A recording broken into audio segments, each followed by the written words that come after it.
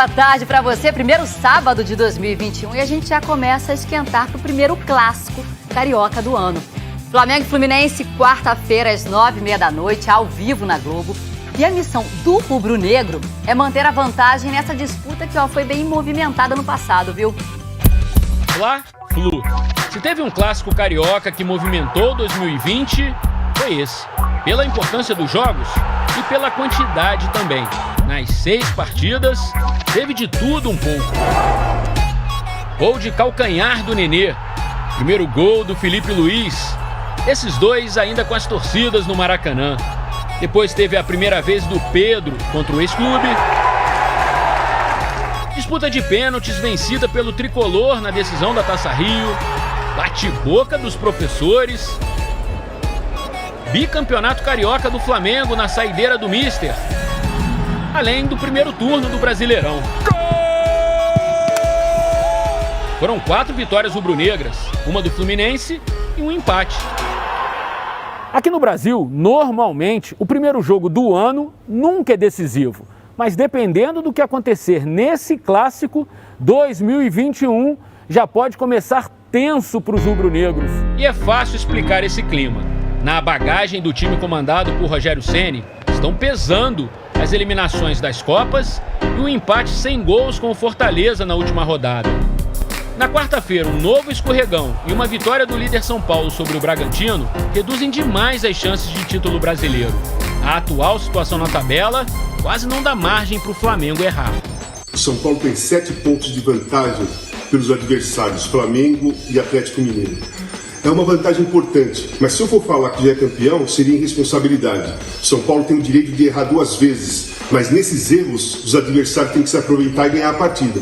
São 11 rodadas ainda pela frente, são 33 pontos em disputa, então todo mundo ainda pode sonhar. Depois de 2 dias de folga, de celebrações, o elenco se reapresenta daqui a pouco. Serão 4 treinos até o jogo. O primeiro clássico da temporada, com jeitão de Fla-Flu. Não precisa dizer mais nada. Ano novo, tempo de desejar.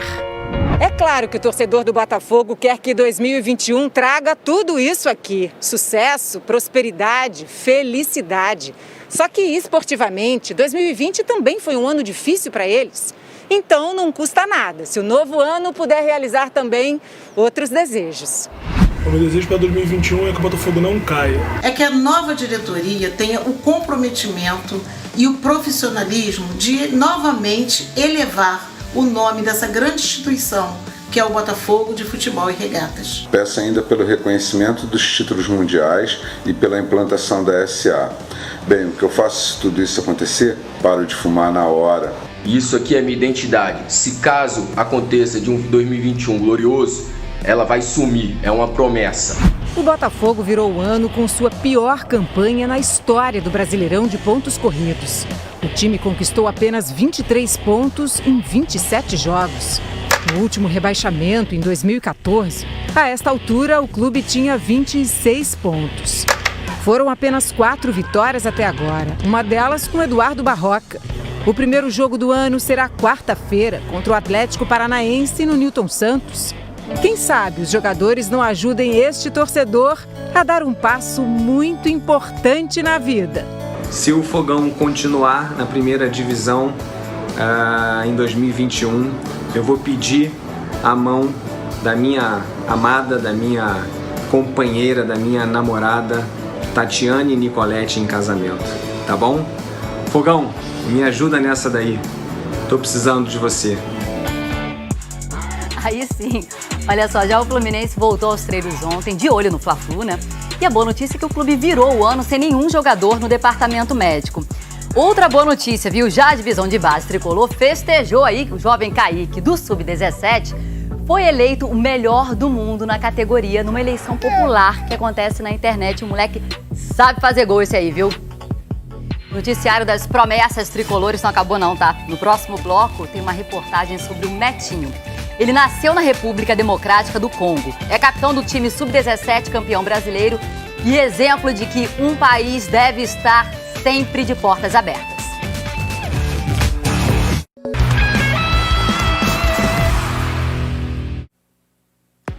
Volta com as notícias do Vasco, que começa 2021 enfrentando o Atlético Goianiense, né? O jogo é na quinta-feira.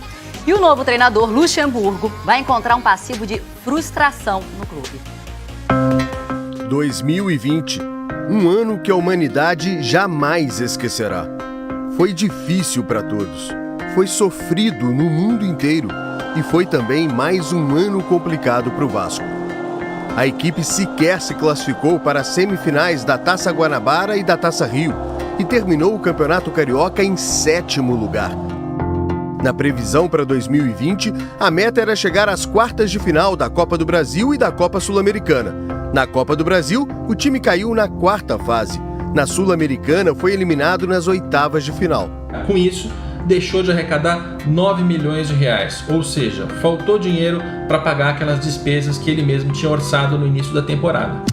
No Brasileirão, o Vasco projetou um 10º lugar, o que daria ao clube uma premiação de 18 milhões de reais, mas virou o ano na zona do rebaixamento.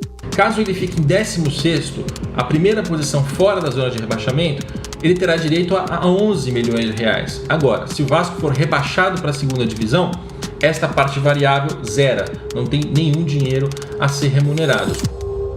Em 2020, o Vasco disputou 49 jogos oficiais. O time perdeu mais do que ganhou e fechou o ano com o 3º pior desempenho entre os 20 clubes da Série A, só à frente de Goiás e Botafogo. Que trabalho é esse?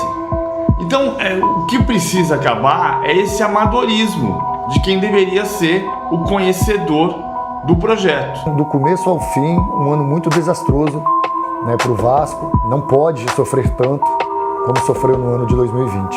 Um ano novo mais tranquilo depende obrigatoriamente da permanência na Série A. E a exemplo do que aconteceu quando estava ameaçado em 2019, o Vasco foi buscar Vanderlei Luxemburgo para comandar o time na luta contra o rebaixamento. Agora, encontrar um tubarão no mar é pesadelo, né, gente? Mas um biólogo americano transformou uma experiência assustadora numa iniciativa para proteger os surfistas e os animais. Surfar é o passatempo favorito do biólogo Douglas Macaulay, um prazer que ele agora compartilha com o filho. Certo dia, quando dividiam uma onda numa praia dos Estados Unidos, um tubarão cruzou o caminho e deu um baita susto em ambos. Daquele encontro, brotou a ideia de uma iniciativa pioneira, que ao mesmo tempo pode derrubar preconceitos sobre esses animais e ajudar a tornar eventos esportivos no mar mais seguros. No início do mês, um surfista amador morreu após um ataque de tubarão no Havaí, o que levou dirigentes a adiarem a etapa final do Mundial Feminino, que aconteceria nas redondezas. Minha sensação é que tememos aquilo que não entendemos bem, em qualquer área.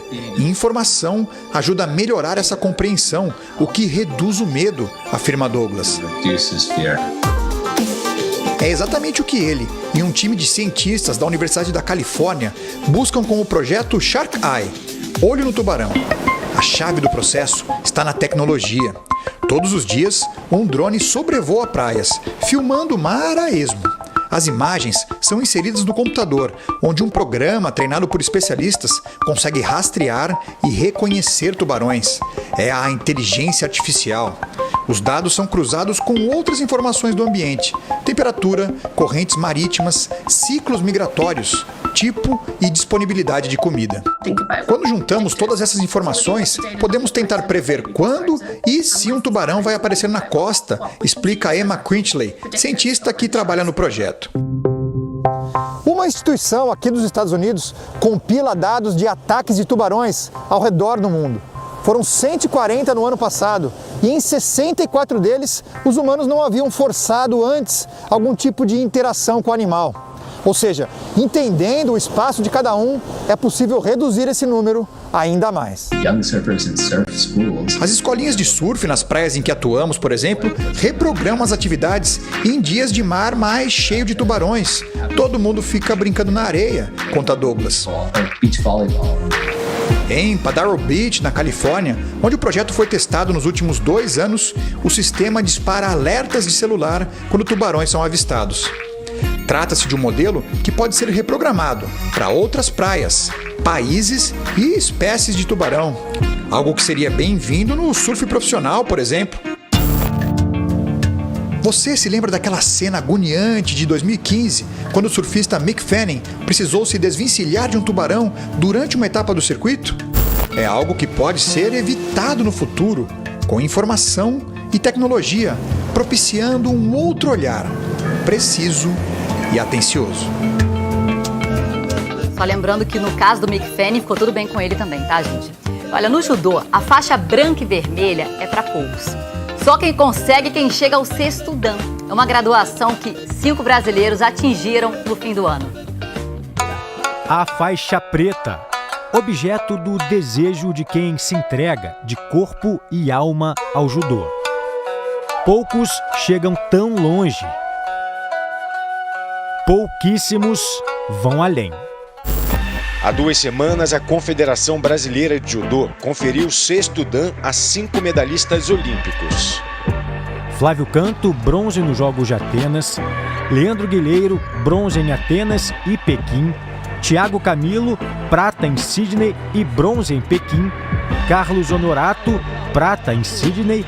E Sara Menezes, ouro em Londres.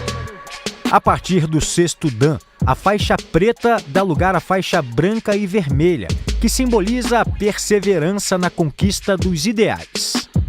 Para 2 desses 5 judocas, a graduação representa o fim de um ciclo e o começo de outro.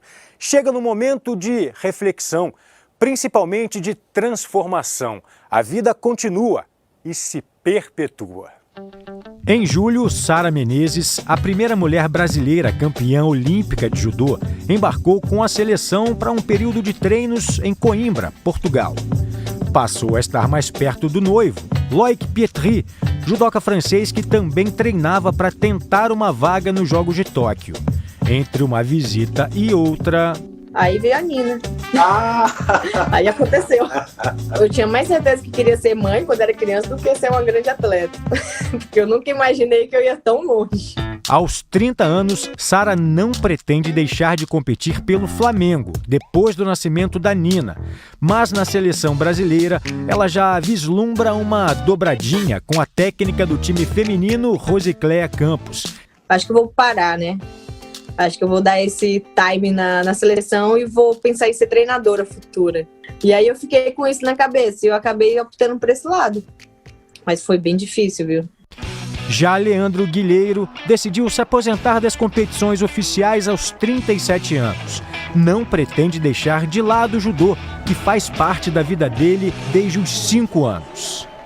É a primeira vez na minha vida assim, que eu tenho um tempo, desde a minha infância, ali, primeira infância, desde que eu tenho um tempo para parar e refletir sobre a vida um pouco, sabe? Então, nesse exato momento, eu tô me dando o direito do ócio, né? Sara e Guilheiro deixam a cena competitiva em 2020 com um merecido reconhecimento. Minha vida, o judô é minha vida. Né? O judô foi meu berço, praticamente. Então eu defino o judô como minha vida, né? Então eu sou muito grata pelo esporte, pelo que eu escolhi na minha vida. Pô, tem gente que chega até você e fala, pô, eu comecei a fazer judô por sua causa. Meu filho tem o nome Leandro por sua causa. Essas coisas assim que você fala, caramba, eu acho que eu fiz o que eu tinha que fazer, o que eu propus a fazer. Na carteira de identidade, tá lá, ó, Metinho Silu. Nome africano, alma brasileira. É uma revelação da base do Fluminense. 2021 pode significar outra mudança de vida. Da República Democrática do Congo até o time profissional do Tricolor. Levantar o troféu é uma honra que vem com a faixa de capitão, mas ela também traz responsabilidade. Tem que motivar, dentro de campo, motivo dentro de campo, fora de campo também. E muito bom esse capitão e ser o líder da equipe. Metinho já era conhecido como a promessa de craque do Fluminense. Em 2020 se tornou também uma liderança do time sub-17. Conquistou o inédito título brasileiro e coube a ele levar a taça para a sala de troféus das Laranjeiras. Mas antes de tudo isso, precisou mudar. Você vai ser o líder e tem que dar o exemplo. Aí tive que mudar muita coisa. Basicamente o comportamento, né, cara? Eu tinha um comportamento muito ruim. Então eu gostava de sair. Quando eu saía, eu levantava o braço assim com o técnico. Aí hoje em dia eu sou mais tranquilo, tenho que dar exemplo. E mostra isso fora de campo também. No Dia da Consciência Negra, fez um post para combater o racismo. E isso tem que acabar, né? Ser negócio de racismo, no mundo todo acontece isso.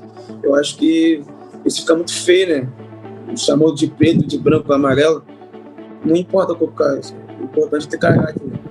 Metinho cresceu no Rio de Janeiro, mas nasceu bem longe daqui, no Congo. O coração é bem brasileiro, afinal veio pra cá com apenas 1 aninho. Tá acostumado a grandes mudanças desde cedo, mas na adolescência, graças ao Fluminense, a vida dele começou a se transformar cada vez mais rápido. Eu nunca imaginei tão novo assim, 17 anos, ser conhecido em shopping e na rua, assim, pedir pra tirar foto. Eu falei, que isso, não é possível. Em 2020, assinou o primeiro contrato profissional com o Fluminense, de 3 anos. Mudou também, eu dei uma vida melhor com meus pais, né? Porque a gente veio da comunidade, hoje está todo mundo que chega agora, tudo tranquilo. O Esporte Espetacular mostrou as origens dele e como o pai ganhava a vida numa barbearia. Depois dessa luta toda, Metinho teve a certeza que fez a escolha certa ao esperar o time do coração quando um rival o chamou aos 10 anos. Para assinar o contrato com o Vasco, aí eu não falei, não, vou assinar com o Vasco não, vou esperar um convite do Fluminense. Trabalhei muito para chegar a esse momento e estou na briga aí, se Deus quiser, realizar o sonho que é estrear pelo profissional do Fluminense. Já melhorou a vida da família que veio pra cá fugindo de uma realidade difícil no Congo e dos parentes que ainda estão lá. Sempre que eu ganho um dinheirinho, mando um dinheirinho pra ir lá, pra comer, né? Se Deus quiser, eu vou trazer eles pra cá. Meu maior sonho é esse também. Antes disso, ele, que tem dupla cidadania, já foi chamado por Tite para completar o elenco nos treinos da seleção na Granja Comari e mal podia acreditar que estava no meio de tantos ídolos. Eu também fiquei feliz por treinar com o Casemiro, treinar com o Firmino, com o Thiago Silva, Marquinhos, pertinho, vendo assim, eu falei, que isso, não é possível. Recentemente, ele entrou para a lista do jornal inglês The Guardian, uma relação de 60 jovens jogadores que merecem atenção pelo mundo. Para alguém que tão cedo chegou tão longe, nenhum sonho parece distante demais.